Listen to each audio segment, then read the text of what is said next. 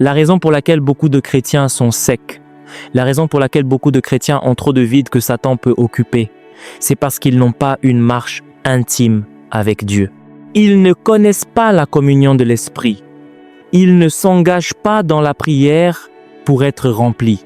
La beauté de la prière est que même si vous ne demandez pas particulièrement le Saint-Esprit, lorsque vous êtes né de nouveau, au moment où vous commencez à prier, l'Esprit commence à s'agiter à l'intérieur de vous parce que c'est maintenant une fontaine.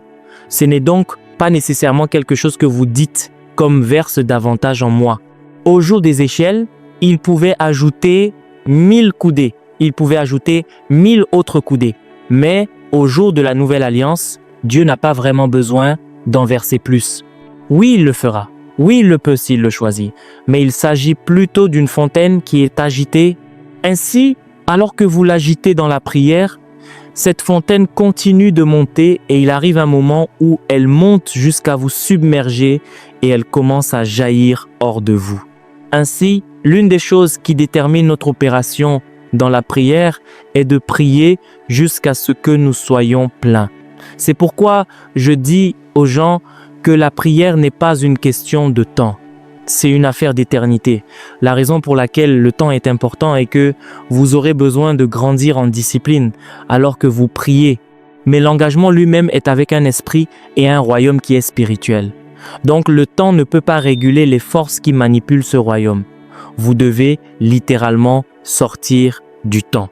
Les paramètres de la prière efficace. Si vous voulez prier, vos paramètres devraient être différents du temps. L'un des paramètres qui devrait jauger votre prière est quand vous remarquez que vous avez été agité. C'est quand vous remarquez que vous êtes plein. Un autre paramètre qui devrait jauger votre prière est quand vous recevez une note de victoire. Si vous demandez quelque chose, la prière ne s'arrête pas jusqu'à ce qu'il y ait une note de victoire, une conscience que la réponse est venue.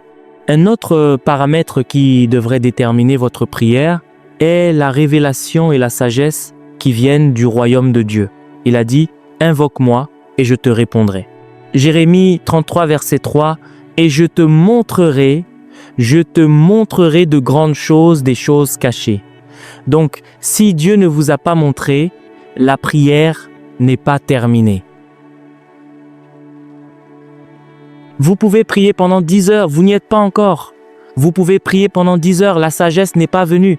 Vous pouvez prier pendant 10 heures, la note de victoire n'a pas encore été reçue. Cela signifie-t-il que nous ne devrions pas prier longtemps? Non, nous prierons parce que nous avons besoin de discipline dans la prière. Nous avons besoin de constance. C'est ce qu'on appelle attendre. Mais au-delà du temps, il y a des paramètres supérieurs, des indicateurs qui montrent que l'entreprise de la prière a été accomplie. Le danger de la mondanité et de la méchanceté. Si vous étudiez 1 Jean chapitre 2, du verset 15 au verset 10 à 7, ne vous conformez pas à ce monde. Il a dit, n'aimez point le monde, ni les choses qui sont dans le monde. Si quelqu'un aime le monde, l'amour du Père n'est point en lui. Notez bien qu'il s'agit de croyants. N'aimez pas le monde, ni les choses qui sont dans le monde. Car, pour ceux qui voient le monde, l'amour du Père n'est pas en qu'y a-t-il dans le monde. La convoitise de la chair, la convoitise des yeux et l'orgueil de la vie. On trouve donc des gens qui sont pleins de vanité. Ce qui les définit, c'est la montre qu'ils portent, la chaussure qu'ils portent, la voiture qu'ils conduisent, le peu de réussite qu'ils ont. Ils sont donc conscients de tout sauf de Dieu. Et ce sont ces choses qui définissent qui ils sont, de leur parole à l'heure. Ces choses les dominent tout simplement. Parfois ils sont irrités. Certaines personnes vous rencontrent, vous parlent pendant 3 minutes et elles vous ont déjà tout dit sur leur vie. Combien d'argent elles ont, où elles sont allées, les choses qu'elles portent et que vous ne remarquez pas. Elles vous le frottent au visage pour que vous le voyiez. Vous savez, ce sont des gens qui n'ont pas Dieu en eux. Quand vous êtes plein de Dieu, les choses ne vous définissent pas. La valeur d'un homme n'est pas définie par la multitude de ses possessions. Je vous montre cela pour que vous preniez une décision. Et au fur et à mesure que je vous montre les protocoles, vous lutterez pour rester plein de Dieu. Car si vous laissez ces choses vous dominer, elles ont des conséquences. Elle mène à la destruction, elle mène au jugement, elle mène au gaspillage. Ce n'est pas ainsi que Dieu nous a conçus pour fonctionner. Nous avons été conçus pour être uniquement pleins de Dieu. Quatrièmement, certains sont pleins de mal et de méchanceté. Si quelque chose de mal n'arrive pas à quelqu'un, il ne se repose pas. Vous n'avez pas besoin d'être leur ennemi. Quand ils voient Dieu vous aider, ils perdent leur paix. Ils sont tellement en colère et irrités par votre succès. Il y a d'autres personnes qui sont bien là où elles sont, jusqu'à ce que Dieu commence à vous bénir. Elles ne sont plus heureuses de leurs conditions. Elles se détestent et vous détestent. Elles vous détestent parce que Dieu vous aide et elles se détestent d'être là où elles sont. Pourtant, avant que Dieu ne commence à vous aider, elles étaient heureuses pour elles-mêmes. Mais au moment où Dieu a commencé à vous élever, une ombre a été jetée sur leur succès. C'est un cœur mauvais, c'est de la méchanceté, c'est profond dans le cœur de beaucoup. Dans Romains verset 29, la Bible dit « Ces derniers sont remplis de toute espèce d'injustice, d'immoralité sexuelle, de méchanceté, de cupidité, de malice. » La malveillance, c'est ce qui remplit beaucoup de gens. C'est pourquoi vous devez être discernant. Même ceux qui sont assis à l'église avec vous, tout le monde n'est pas plein de Dieu. Nous prions ici, nous adorons ici, nous prêchons ici, tout ce travail pour qu'il soit rempli. Mais ne baissez pas votre garde. Quelqu'un peut être né de nouveau, parlant en langue, mais son cœur est plein de méchanceté. Vous baissez votre garde, il vous vendra. Je n'ai pas le temps de vous raconter des histoires. Si vous entendiez les histoires méchantes dans le monde aujourd'hui, vous seriez surpris. Récemment, je faisais une étude sur des choses étranges. J'étudiais quel est l'animal le plus dangereux au monde. Je pensais qu'il me donnerait l'une de ces méduses dangereuses, ou des créatures marines, ou peut-être l'une des bêtes sauvages des champs comme les tigres et les hyènes. Vous connaissez les hyènes, elles dévorent votre vie. Je pensais qu'il suggérerait cela. Vous savez ce qu'ils ont dit? Numéro 1, les moustiques. Les moustiques attendent la nuit. Quand vous êtes dans votre état subconscient, ils se régalent de vous jusqu'à ce que vous mouriez. Ils disent que le moustique tue plus de 700 000 personnes. Je ne sais plus si c'est par jour ou par an, j'ai oublié, mais il a le taux de mortalité le plus élevé. Puis, numéro 2, devinez quoi? L'homme, l'animal le plus méchant sur Terre. Numéro 2, l'homme. Quand le moustique est à 700 et quelques mille, l'homme est à plus de 400 000. Si quelqu'un a un appareil, vérifiez, vous serez choqués. L'homme est le deuxième animal le plus méchant sur Terre. Regardez les guerres qui éclatent dans le monde. 2 personnes sont derrière cela. Et c'est causé par l'ego, l'orgueil et l'ambition. Et il s'en fiche si des millions de personnes meurent. La parole comme source de plénitude. Au commencement était la parole. La parole était avec Dieu et la parole était Dieu. Jean 1, verset 1. Donc, quiconque est plein de la parole est plein de Dieu. Colossiens 3, verset 16. Que la parole de Christ habite en vous richement. Que la parole, parce que la parole est Dieu. Que les paroles de Christ habitent en vous richement. Vous ne pouvez pas être plein de la parole sans être plein de Dieu. Jésus lui-même parlait dans Jean 15, verset 7. Si vous demeurez en moi et que ma parole demeure en vous, si vous demeurez en moi et que ma parole demeure en vous. Or, avant d'en venir là en parlant des réponses, il a commencé au verset 4. Alors, que dit-il sur ce sujet au verset 4? Jean 15, versets 4 et 5. Demeurez en moi et moi en vous. Alors, que veut-il dire par demeurez en moi et moi en vous? C'est ce qu'il a dit au verset 4, verset 7. Si vous demeurez en moi et que ma parole demeure en vous, donc Dieu habitera en vous quand sa parole habitera en vous. Vous ne pouvez pas être plein de Dieu sans la parole. L'endroit où vous trouverez le plus haut niveau d'ignorance dans le christianisme, c'est dans la parole de Dieu. Benny Hinn a raconté l'histoire d'un homme qu'il a fait venir par avion pour une réunion, un talk show. Il l'a fait venir de très loin pour le talk show. L'homme connaissait le sujet. Quand ils ont commencé à parler, il ne savait rien. Le pasteur Benny a dit qu'il a parlé et parlé et parlé. Il a ensuite dit « Homme de Dieu, dites quelque chose. Que savez-vous sur le sujet ?» Il parlait du livre de l'Apocalypse et l'homme a dit « Je n'ai pas vraiment lu le livre de... » Vérifiez Benny Hinn, vous le verrez en ligne. Combien d'entre vous l'ont vu parler avec choc? Il ne pouvait rien dire. Alors, qui êtes-vous, monsieur? Êtes-vous un homme de Dieu? Vous n'avez pas lu l'Apocalypse. Où allez-vous? Quel est votre plan pour la fin? Vous voyez des gens parler avec éloquence. La plupart des choses qu'ils disent sont des messages de personnes recyclées. Asseyez-vous avec un chrétien, vous serez choqués. Ils ne connaissent pas la parole. C'est pourquoi nous sommes éloquents, mais nous ne sommes pas pleins de Dieu. Le psalmiste a dit « Quand je marche dans la vallée de l'ombre de la mort, je ne crains aucun mal, car tu es avec moi. » La présence de Dieu l'entoure tellement que même la vallée de l'ombre de la mort ne pouvait pas l'intimider. Trouvez des hommes qui sont pleins de Dieu. Même vous-même, dans n'importe quelle saison où vous êtes plein de Dieu, pas d'argent, pas d'anxiété, oh, des gens meurent, pas de peur. Vous auriez eu peur, mais vous êtes dominé par une force qui suspend même votre raisonnement et c'est pas juste une chose qui arrive, c'est une chose que vous provoquez. Ne vous inquiétez de rien, Philippiens 4, verset 6. Il a dit, mais en toute chose par la prière et la supplication, il a dit, faites connaître vos besoins à Dieu et la totalité des possibilités de Dieu qui apporte la paix, qui surpasse toute connaissance, garde votre trop pour vous passer sous une autre influence. L'anxiété est endommagée, la peur détruite. Il y a des gens aujourd'hui que tout trouble, tout du gouvernement à l'économie, tout les trouble, même leurs voisins. Je ne parle pas de discernement, je ne parle pas de prudence, je parle de peur.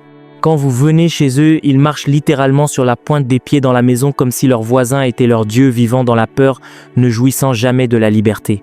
Et il y a ceux qui sont en permanence dominés par la chair, toutes leurs pensées. Vous lisez votre Bible, ils sont revenus à Genèse chapitre 6. La Bible dit que toutes les imaginations du cœur de l'homme étaient tournées vers le mal continuellement et Dieu se repentit d'avoir fait l'homme. C'est là que certains sont dirigés par la chair. S'ils voient quelqu'un s'élever, la jalousie monte. S'ils voient quelqu'un qui est beau ou belle, l'appétit sexuel monte. S'ils voient quelqu'un qui réussit bien, la haine monte.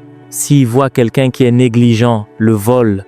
Ils ramassent le téléphone comme s'ils étaient toujours aux aguets pour faire quelque chose de mal. Vous posez votre téléphone, ils remarquent que vous somnoliez. La chose suivante, ils prennent le téléphone, se déplacent et partent. Le service est terminé. Vous pensez que certaines personnes attendent d'entendre la parole de Dieu. Elles attendent de voir qui va s'égarer loin de Dieu. Laissez votre téléphone et voyez, ils bougent comme s'ils allaient aux toilettes. Ils partent, le service est fini. Leur bénédiction est d'avoir volé la propriété de quelqu'un. Ils viennent donc à l'église pour être bénis. Soyez prudents quand les gens disent « nous sommes bénis ». Cherchez à savoir si ce sont les bénédictions de Dieu. Car quelqu'un pourrait dire « je suis béni » alors que c'est une clé de voiture qu'il a prise à l'église pour rentrer chez lui. Il dit « ce Dieu répond à la prière ». Ils diront même à leurs voisins « Dieu m'a béni ». Comment j'ai eu une voiture là où j'ai fait mes courses? Quel casting? C'est le casting de l'église. Égaré. Nous sommes allés pour le service du NISC. Nous étions au camp d'orientation pendant 21 jours. Certaines femmes mariées ont enlevé leurs alliances. Vous ne connaissez personne. Je ne dis pas que vous étiez amis. Les gens venaient de différents États, des étrangers. Or, dans ce camp d'orientation, ils vous réveillent à 5 heures. Nous restions debout jusqu'à 10 heures. Les 3 premiers jours, toutes mes veines, mes nerfs ici, je ne sais pas s'ils étaient morts. Je ressentais des douleurs. Vous ne pouvez pas vous accroupir, vous ne pouvez pas rester debout parce qu'ils vous forcent sur le terrain de parade. Vous resterez debout jusqu'à ce que toutes vos veines, vos muscles s'épuisent, ils vont gonfler. Nous marchions donc dans le camp comme ceci parce que nous avons rencontré des créatures étranges appelées soldats. Dans cette situation, à quel moment ont-ils récupéré de la douleur? Quand se sont-ils fait des amis au point d'entrer déjà dans l'intimité? Vous vous déplacez, il n'y a pas d'hôtel. Les hommes sont donc pires que des chiens s'ils n'ont pas Dieu. Vous allez derrière les toilettes du bâtiment, vous voyez toutes sortes de matériel que les personnes impliquées dans l'intimité ont jeté. Je me demande, c'est 21 jours, monsieur. Quand avez-vous rencontré cette personne? Quand avez-vous fait connaissance dans un camp où vous aviez des activités de 5 heures du matin à 16 heures et le soir, ils nous forçaient encore à aller à la salle pour une sorte de drame ou de conférence ou quoi que ce soit en 21 jours? Ce ne sont pas seulement des jeunes filles et des garçons, même des femmes mariées, elles sont pleines de luxure.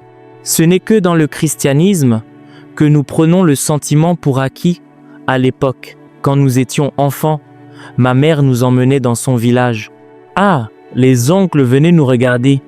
Qui sont ces gens qui marchent avec des corps comme les nôtres? Qu'est-ce que vous dites? Au moment où ils vous regardent, ah, tu es vide maintenant. Pourquoi es-tu comme ça? Ils nous frappaient. Est-ce ainsi que tu jettes ton corps négligemment comme ça? Parce qu'ils étaient solides. Si vous les poignardez, le couteau se tordra. Si vous leur tirez dessus, la balle tombera. S'ils sont dans un accident, si la voiture entre en collision, vous les verrez venir d'un autre endroit, comme si, au moment où la peur fait sauter leur cœur, ils sortent, l'air les déplace. Ainsi, quand les voitures ont un accident, ils seront dans la voiture. Au moment où l'accident arrive, ils s'en approchent comme s'ils n'en faisaient pas partie. Ils ont dit à ma mère, « Est-ce des garçons que tu as laissé porter des corps comme des vaches ainsi? » Non, non, non, non. Ils ont dit, « Nous devons vous cuisiner, nous devons... » Ma mère a dit, « Si vous touchez à l'un de mes fils, je vous maudirai. » Ils ont dit, « D'accord, si vous pouvez prier, priez là-bas. » Je vous dis, vous voyez, ce n'est que dans la chrétienté que nous ne portons pas cette force et nous agissons comme si nous la portions, la moindre petite chose nous abat. Mais voyez, le temps est venu, je vous le dis, un prophète peut prophétiser, un pasteur peut guider, un enseignant peut enseigner, mais vous devez décider de vous réveiller. Allez lire l'histoire des pères. Vous pensez que le christianisme est arrivé ici juste parce que certains enseignants enseignaient la doctrine. Allez dans l'histoire de l'Église. Trouver des hommes qui se bilocalisaient comme des ailes. Il y avait des hommes qui ont décidé de mourir, mais ils voulaient que leur mort soit un témoignage. J'ai entendu parler d'un saint appelé Saint Denis. C'était un missionnaire prêchant de ville en ville. Il est entré dans une ville, il voulait le tuer. Il les a regardés pour le salut de leur âme. Il voulait que sa mort soit un témoin et il leur a dit qu'il donnerait sa vie. Quand ils ont égorgé l'homme, l'homme a porté sa tête et marchait dans la ville et la tête prêchait. Un réveil a frappé la ville. Vous pensez que nous n'en sommes pas arrivés là par la parole. Nous y sommes arrivés par des mystères. Et la somme de ces mystères est que les hommes étaient pleins de Dieu, que des choses qui ne pouvaient pas être expliquées sont devenues le témoignage de leur vie. J'ai entendu parler d'un homme appelé Saint Antoine de Padoue, mort après de nombreuses années. Sa langue était fraîche. Ils ont vérifié le corps. La langue n'était pas décomposée. Vous entendez des choses étranges que les hommes ont faites. Ils ont parlé d'un homme appelé Saint François d'Assise. Il a dit, « Si vous déchirez ma poitrine, vous trouverez la croix. » J'ai trop médité sur la croix. La chose est en moi. C'était des hommes qui étaient pleins de Dieu. Nous avons remplacé la puissance, le discernement et le mouvement de l'esprit par des stratégies. C'est pourquoi nous continuons à poursuivre des manteaux qui ne tombent jamais. Allez demander comment Babalola a vécu sa vie. Vous pensez qu'ils sont venus ainsi, ce n'était pas un don, c'était des protocoles. Ceux qui le connaissaient disaient que toutes les 3 heures, il sonnait cette veille de prière que nous faisons au début du mois. Ils la font normalement là-bas. À 6 heures, ils prient. À 9 heures, ils prient. À 12 heures, ils prient. À 15 heures, ils prient. À 10 à 8 heures, ils prient. À 21 heures, ils prient. Comment survivez-vous comme ça? Dieu vous étouffera. Si vous toussez, Dieu sortira. Pourtant, notre plus grand atout est Dieu. La Bible dit que nous sommes héritiers de Dieu. Cela signifie que Dieu s'est donné lui-même à nous comme héritage. Il vit à l'intérieur de nous, mais nous l'y avons enfermé. La plupart d'entre nous ont emprisonné Dieu en nous. Il essaie de sortir, pas question, parce que nous ne le permettrons pas.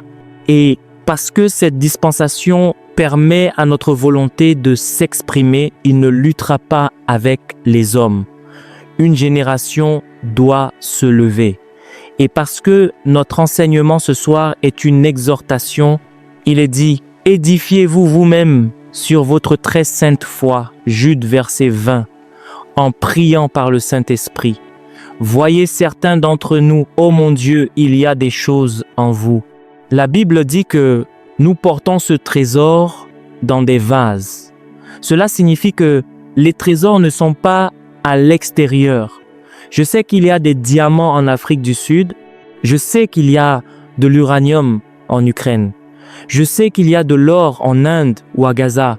Ce ne sont pas des trésors. Ce sont des choses mondaines. Quand nous parlons de trésors, nous parlons de la sagesse qui a créé les fondations de la terre. Quand nous parlons de trésors, nous parlons de la puissance du Saint-Esprit. Quand nous parlons de trésors, nous parlons de la justice de Dieu qui vous donne la capacité de régner dans la vie. Quand nous parlons de trésors, nous parlons de l'abondance de la grâce que Dieu a donnée à chacun d'entre nous. Et vous voyez, ces trésors seront dormants. Ces trésors seront en vous jusqu'à ce que vous alliez à votre autel de prière. Même Jésus savait, la Bible dit que alors qu'il priait, l'aspect de son visage fut altéré. Ses vêtements devinrent resplendissants. C'est alors qu'ils ont su que cet homme marchant à Nazareth n'est pas seulement un homme. La divinité était enfermée à l'intérieur de lui. C'est alors qu'ils ont su que l'éclat qui était au-delà des étoiles, l'éclat qui était au-delà du soleil, tout ce temps était enfermé là, mais il a fallu la prière pour que le couplage et le découplage se produisent, pour que le Dieu à l'intérieur de lui se manifeste. Il connaissait le protocole. Nous parlons, nous commérons, nous nous lamentons, mais nous ne prions pas. Il a dit, les hommes doivent toujours prier et ne pas défaillir. Les hommes doivent, si vous êtes un homme, votre conception n'est pas une conception angélique. La beauté des anges est sur eux. La beauté d'un homme est enfermée à l'intérieur de lui. Un ange peut simplement apparaître et son apparence est gloire. Mais pour vous, il doit y avoir une certaine excavation. Il a dit, c'est avec joie que vous puiserez de l'eau aux sources du salut, avec joie. Nous puisons donc dans ce royaume. Si vous êtes un homme, vous devez maîtriser l'art de puiser. Si vous ne priez pas, vous ne serez pas plein. Même Paul, il a dit, à cause de cela, je fléchis les genoux devant le Dieu et Père de notre Seigneur Jésus-Christ. Il a fallu la prière. Il a fallu la prière pour que cela arrive. Nous sommes trop secs. Nous sommes trop vides. Nous parlons anglais pendant que les fils des hommes ont un impact et contrôlent le monde parce qu'ils savent où se trouve l'avantage. Nous ne savons pas où sont les nôtres. Et c'est pourquoi quand nous sommes frustrés, nous voulons les copier. Nous opérons à partir de deux royaumes. Nous opérons à partir de différentes dimensions. Mais connaissez-vous votre lieu secret comme ils connaissent le leur? Alors qu'il priait, l'aspect de son visage fut altéré. Ses vêtements commencèrent à resplendir. Vous savez ce qui s'est passé? Étudiez la même histoire dans Luc chapitre 9. La même chose au verset 28 et 29. Puis vous descendez au verset 30 à 35. Alors qu'il descendait de cette montagne, ses disciples, les mêmes disciples auxquels il avait donné le pouvoir de chasser les démons, ils ont commencé à lutter et il est apparu. Au moment où il est venu, les démons ont crié. Il était plein, monsieur, il était plein. Jésus entre dans la synagogue, il ne parle pas. Les démons crient, « Pourquoi es-tu venu avant le temps ?» Pourtant, il était là depuis 30 ans à attendre le cri. Le Saint-Esprit est venu et engage maintenant le Saint-Esprit. Soyez pleins, soyez pleins, soyez pleins de l'Esprit.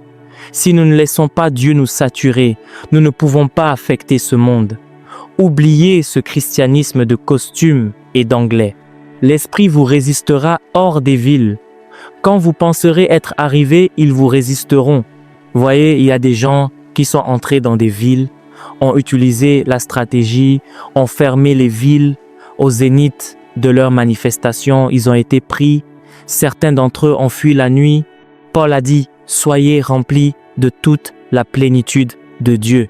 La plupart des mouvements de Dieu aujourd'hui que vous voyez sont corrompus. Ce n'est pas ainsi que c'est, ils sont encore corrompus. Certains d'entre eux sont encore pertinents à cause du poids de Dieu que ceux qui ont fondé le mouvement portaient.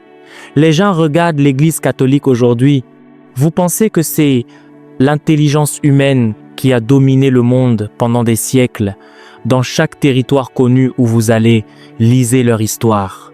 Je sais qu'il y a beaucoup de corruption maintenant. C'est parce que ceux qui portent Dieu, leur nombre a diminué.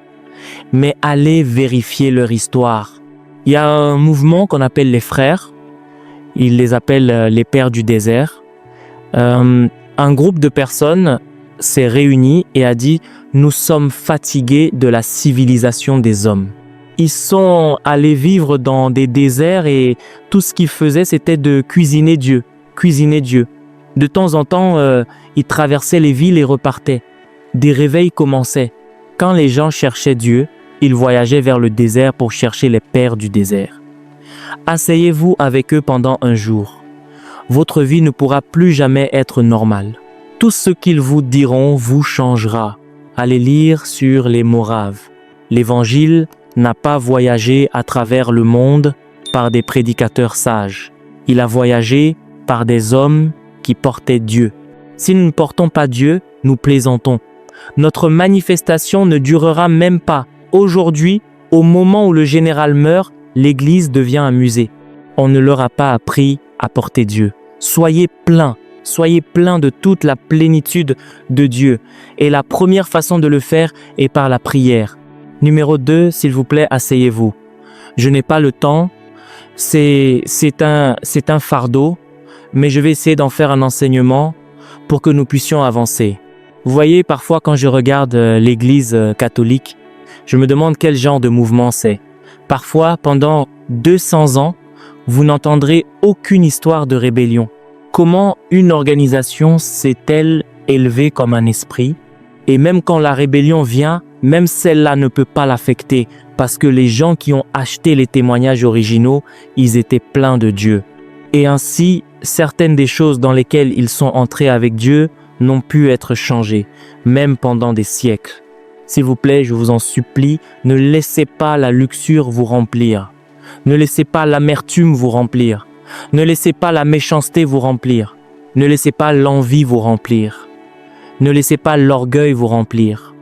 Ne laissez pas Satan vous remplir. Restez toujours plein de Dieu. Si vous permettez à quoi que ce soit d'autre que Dieu de vous remplir, vous serez choqué de voir que vous êtes une machine. Vous vous détruirez tellement que la récupération pourrait prendre une autre vie.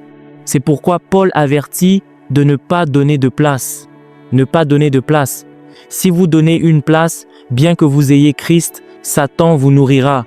Numéro 5, la luxure. Vous avez déjà vu cela. 1 Jean 2 versets 15 et 16. N'aimez pas le monde, ni les choses qui sont dans le monde. Qu'y a-t-il dans le monde? La convoitise des yeux, la convoitise de la chair. Il n'y a rien que les hommes ne fassent. Quelqu'un est marié mais sort avec 5 autres femmes. Et ce sont des femmes mariées. Vous vous demandez, Augusta, vas-tu bien? La luxure est telle qu'elle déclenche un trouble psychologique. Certaines personnes sont tellement pleines de luxure que même les femmes enceintes, les femmes d'autrui, n'est-ce pas, les épouses d'autres personnes qui sont enceintes, ils convoitent encore ces femmes. Et il y a des hommes qui convoitent des animaux. C'est pour vous faire savoir que il ne s'agit pas de raison. C'est pas la beauté, c'est un esprit. Si vous entendiez certaines choses, vous vous demanderiez s'il y a de l'espoir. C'est pourquoi nous restons attachés à l'Évangile, car il n'y a d'espoir nulle part ailleurs. Certains de ces gens qui emmènent des animaux dans la forêt, vous pensez qu'ils sont lucides, vous entendrez des choses, votre bouche en tombera, vous vous demanderez ce qui est arrivé à l'humanité. Des hommes qui couchent avec du bétail, et cela n'a pas commencé aujourd'hui.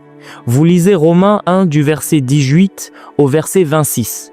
Des hommes couchent avec des animaux, ils mutilent leur propre corps. Certaines personnes ont des chiens pour amants, c'est l'esprit de luxure, et vous penserez que ce sont des gens impies, des gens qui ne sont pas nés de nouveau. Ne jouez pas avec ça. Certains ont Jésus en eux, mais ils ne sont pas pleins de Dieu. Il a dit que le Christ habite dans vos cœurs par la foi. Mais au-delà de cela, vous devez être remplis de toute la plénitude de Dieu. Éphésiens 3 versets 15 et 10 à 9. Vous devez être plein. Vous pensez que ces choses sont une plaisanterie. Quand cela vous frappera, vous serez choqués. Et ne faites pas d'erreur. Ce sont des esprits. Je vous ai raconté mon histoire. J'étais dans un jeûne de 21 jours. Je le faisais chaque mois. Je jeûnais pendant 21 jours. Je me reposais pendant 9 jours, puis jeûnais 21 jours. Au 6e mois, je me suis allongé sur le sol parce que j'étais fatigué et un être est sorti de mon mur. La forme d'une femme, la tête d'un homme, portant un tablier rouge, s'est assise sur ma poitrine. J'ai lutté, j'étais paralysé. J'ai entendu « Quiconque invoquera le nom du Seigneur sera sauvé ». Jésus m'a sauvé. Une lumière est sortie du mur, l'a frappé. Il a disparu. Mais pendant 2 semaines, la luxure m'a presque étranglé. Si certains d'entre nous n'avaient pas coupé les ponts à l'époque, nous serions tombés. C'est pourquoi, si vous voulez être un chrétien sérieux, coupez les ponts. Oh, si j'avais eu une femme fragile autour de ma vie à cette période, je serais tombé, mais il n'y avait personne. Ainsi, pendant 2 semaines, quand la chose ne partait pas, la prière ne fonctionnait pas, j'ai dû courir chercher de l'aide parce que la luxure est un esprit et elle remplit le cœur de l'homme. Satan viendra vérifier. Dieu est-il en vous? Êtes-vous plein de Dieu? Si vous ne l'êtes pas, et ces jours-là, vous jeûniez surtout par zèle. Vous jeûnez donc, mais vous vous querellez avec quelqu'un. Le jeûne vous rend alors encore plus poreux. En jeûnant, vous gardez rancune. Vous dites simplement à Satan, « Je suis là, tire-moi dessus, je suis là. » Car au moment où vous êtes devenu sensible, votre cœur n'était pas gardé. Je ne pense pas qu'il y ait une génération où la haine, la méchanceté, la rancune et la jalousie aient existé dans le corps de Christ comme aujourd'hui. Quelqu'un m'a dit il y a de nombreuses années, le serpent d'Éden est devenu un dragon dans l'Apocalypse. Le mal grandit si vite qu'il définit maintenant les hommes, ce que des frères font à leurs frères. Quand ils étaient jaloux de Joseph, c'était une surprise. Aujourd'hui, c'est la chose normale. S'ils ne sont pas jaloux, c'est une surprise parce que l'amour n'est plus là. Et c'est pourquoi même notre foi ne peut produire de résultats, car Galates 5 verset 6 dit que la foi agit par l'amour. Nous crions donc et rien ne se passe. Même l'Évangile, nous ne pouvons plus le prêcher. Nous sommes trop en colère contre nous-mêmes. Nous attendons d'arriver là où nous avons l'avantage de la visibilité pour pouvoir nous entre-déchirer. Et le jour où nous finirons de nous entretuer, personne ne sera plus là pour prêcher l'Évangile. C'est alors que les démons sortiront et prendront le dessus. Si vous étudiez Éphésiens 3 versets 15 à 19 que nous avons lu, une chose que vous remarquerez au verset 19, c'est que bien que Paul le soutenait par la prière, l'élément qui remplit les gens de Dieu est l'amour. Versets 14 et 15. L'élément réel qui remplit un homme de Dieu est l'amour. Éphésiens 3 verset 19. Et connaître l'amour de Christ, qui surpasse toute connaissance, en sorte que vous soyez remplis jusqu'à toute la plénitude de Dieu. Donc, si vous ne connaissez pas l'amour de Dieu, si vous ne marchez pas dans l'amour de Dieu, vous ne pouvez pas être rempli de Dieu. 1 Jean 4 verset 8, la Bible nous le dit clairement. Dieu est amour. Vous ne pouvez donc pas être plein de Dieu si vous n'êtes pas plein d'amour. C'est pourquoi vous devez vous décider, prier pour que l'esprit d'amour vous domine et pratiquer l'amour. Les gens qui nous ont enseignés et formés nous disaient à l'époque que celui qui fait la paix est le plus fort. Celui qui se bat pour la paix est le plus sage. Ils vous disent toutes sortes de choses pour faire de l'amour une partie de votre vie. Ils vous diront que votre prière est inutile, que votre don est inutile si vous ne pouvez pas aimer votre ennemi. Je ne parle pas de votre ami. Ils nous montraient cela de manière si réelle que si vous étiez amer envers quelqu'un ou jaloux de quelqu'un, cela ne finissait pas tant que vous n'aviez pas fait de restitution. Vous deviez aller vous excuser. Imaginez si vous fréquentez quotidiennement des gens qui disent des choses qui vous stimulent, vous resterez plein de Dieu. À mon avis, la façon la plus simple de rester plein de Dieu est de rester avec des gens qui sont pleins de Dieu. À l'époque, nous marchions de nombreux kilomètres pour rencontrer des frères qui portaient le feu et parfois, ils commençaient juste à vous raconter des histoires. Oh, ils vous racontaient l'histoire de quelqu'un d'autre et tout l'endroit devenait chargé. Le problème et la raison pour laquelle la plupart d'entre nous ne sont pas pleins de Dieu, c'est que nous traînons autour de films séducteurs. Vous n'avez pas besoin d'être physiquement dans la même pièce que quelqu'un pour être en communion avec lui. Vous pouvez vous connecter à quelqu'un via la télévision. Vous pouvez vous connecter à quelqu'un via des livres. Vous lisez des livres démoniaques et séducteurs et c'est comme si Dieu était vidé de vos chambres. Et certaines personnes sont des portails démoniaques. Je vous le dis, les gens sont des portes, les gens sont des portails, les gens sont des dispensations dans l'esprit. Les gens ne sont pas des individus. Il y a certaines personnes, vous entrez dans leur atmosphère. N'avez-vous pas lu au sujet de Samuel? La Bible dit que à Naïoth, au moment où Saül est arrivé, il est tombé sous une atmosphère et a commencé à prophétiser. Samuel était donc un portail. Partout où il restait, tout le radar était actif. Et il y a des gens, à l'époque quand nous étions jeunes, il y avait certains masques que quand vous les voyez, les gens font des fausses couches. Il y avait certains masques que quand vous les voyez, les gens ne portaient pas Dieu. C'était tout ce que nous connaissions. S'ils les voyaient, ils devaient aller faire des oblations. Et si vous dites que c'est un mensonge, le rêve que vous commencerez à faire, personne n'aura besoin de vous le dire. Vous saurez que vous avez heurté une dimension. Les hommes sont donc des systèmes. Les hommes sont des portails. Les hommes sont des portes. Les hommes sont des dimensions. Faites attention à qui vous vous connectez. Vous pouvez vous connecter à certaines personnes qui, non seulement vous videront, mais installeront une dimension sur vous. Alors, pendant que vous vous construisez, faites attention à qui vous vous connectez. Je me souviens que il y a quelques années, je faisais défiler des pages en ligne et une photo, je sais pas, la chose est juste apparue. La façon dont la jeune femme se tenait, mon cœur a tremblé, j'ai ressenti une douleur comme une flèche acérée. Si vous ne connaissez pas les principes, vous verrez certaines photos et direz « Je tombe dans le péché ». J'ai dû commencer à déclarer « Je suis la justice de Dieu, je porte la vie ». Il a fallu des heures à me parler à moi-même pour retirer cela. Cela signifie que l'image est une flèche. Vous ne le savez pas. Les esprits manipulent les gens. Ils viennent prendre une photo, ouvrent leurs jambes, la mettent en ligne et vous dites « Anniversaire ». Qui parle d'anniversaire? Ce sont des flèches. Aucune arme forgée. Des armes sont forgées et tirées à travers la nudité des gens. Chaque flèche est lancée par un arc. Certaines flèches sont lancées à travers des photos. Vous la voyez, elle vous frappera. Vous le sentirez. Je vous le dis, la tangibilité ne peut être niée. Parce que les hommes sont des portails. Les hommes sont des systèmes. Ils sont des dimensions. Certains sont des dispensations. Quand ils passent dans un endroit, l'impact durera des décennies. Et nous aussi, nous devons nous entraîner à être pleins de Dieu à ce point. Je vous ai raconté l'histoire de Moody. Quand il passait dans un lieu, même sans parler, les gens tombaient sous le poids de l'onction qu'ils portaient avec eux. Quelle quantité de Dieu portez-vous? Pour certains d'entre nous, notre batterie est maintenant à 2%. 2. C'est pourquoi, au moment où nous disons « Vous ne pouvez pas soutenir la vie de l'esprit, il n'y a pas de recharge. Ne l'expérimentez-vous pas? » Avant de pouvoir prier en langue pendant 25 minutes, vous devez aller à une réunion de réveil. On vous branche alors sur une prise et on vous remonte à 25%. Donc pendant 3 jours, vous vous réveillez dans la nuit. Après 3 jours, la batterie se vide. Vous revenez le 4e jour. Pour certains d'entre nous, même au son, on sait que le moteur s'éteint vraiment et c'est pour les 6 prochains mois jusqu'à ce qu'un autre apôtre vienne en ville.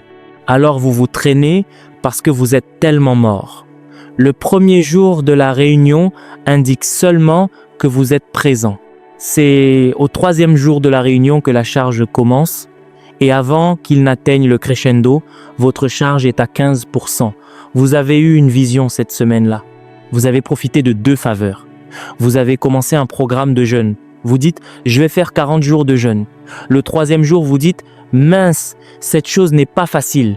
L'homme doit travailler. Et vous dites, demain, avec l'aide de Dieu, je continuerai ce jeûne. Celui-là, je ne dois pas le rompre. Vous travaillez le lendemain, vous vous réveillez avec la faim. La faim sera si forte que si vous ne mangez pas à 9 heures, un ulcère pourrait arriver. Vous vérifierez l'horloge, vous vous distrairez. Vous avez conduit jusqu'à votre portail, vous êtes revenu, vous avez appelé votre ami. Quand vous finissez, il est 8h42. Vous y allez, vous mettez une playlist pour jouer, vous laissez la chanson se terminer pour gagner du temps. Quand il est 10h12, vous dites « Mince, Jésus a payé le prix ». Ils disent que nous sommes dans la nouvelle alliance. Ce n'est pas une question de jeûne. Nous ne sommes plus sous la loi. Le jour où tu trouves la grâce, jeûne. Le jour où il n'y a pas de grâce, mon frère, je prophétise à quelqu'un. Votre batterie ne baissera pas. Bien que beaucoup de gens soient des sons creux de cymbales qui retentissent, mais dans l'esprit c'est gong gong. Vous avez transpiré, tout le monde dit le géant de la prière, la machine de prière. Mais dans l'esprit, ils vous jetteront de côté. Il n'est pas dit que vous êtes une cymbale, vous êtes une cymbale creuse. Vous savez que ce drame utilise des cymbales, mais quand cela devient... Et si je devais avoir le don de prophétie, avec une compréhension profonde des secrets cachés de Dieu, et si je possédais une connaissance surnaturelle infinie, et si j'avais le plus grand don de foi capable de déplacer des montagnes, mais que je n'ai jamais appris à aimer, alors je ne suis rien. Verset 3. Si je devais être si généreux que de donner tout ce que je possède pour nourrir les pauvres et offrir mon corps pour être brûlé comme un martyr, même un martyr qui n'a pas d'amour n'en tire aucun profit. Vous devez donc garder votre cœur. La Bible dit dans Proverbe 4, verset 23, « Garde ton cœur plus que toute autre chose, car de lui viennent les sources de la vie. » La Bible dit, ne laissez pas la racine d'amertume germer dans votre cœur et vous souiller. Beaucoup de gens sont pleins de foi, mais ils sont souillés. Parce qu'ils ne savent pas qu'ils ont la responsabilité d'être pleins de Dieu. Éphésiens 3, verset 15 dit que Christ doit habiter dans votre cœur par la foi. Éphésiens 3, verset 10 à 9 dit d'être rempli de toute la plénitude de Dieu. Commencez donc par Christ vivant dans votre cœur. Mais alignez-vous sur le protocole pour que tout votre être soit rempli de toute la plénitude de Dieu, car c'était le plan de Dieu. Il a mis Christ en vous afin que, en engageant les principes, Christ vous domine. La Bible dit dans Jean 1, verset 16, de sa plénitude. N'avons-nous pas tous reçu grâce sur grâce? Nous avons donc reçu sa plénitude pour que nous soyons pleins jusqu'au débordement. Mais il y a un protocole pour le faire sortir de votre esprit avec joie. Vous puisez de l'eau aux sources du salut, faites-le sortir. Faites-le sortir, soyez plein. C'est ainsi que Jésus a vécu. Si vous étudiez Luc 6, versets 10 à 9, Jésus était si plein que les gens le touchaient sans qu'ils le sachent. La Bible dit qu'une vertu sortait de lui. Dieu débordait de Dieu. La vertu sortait de lui. La chose coulait comme un fleuve.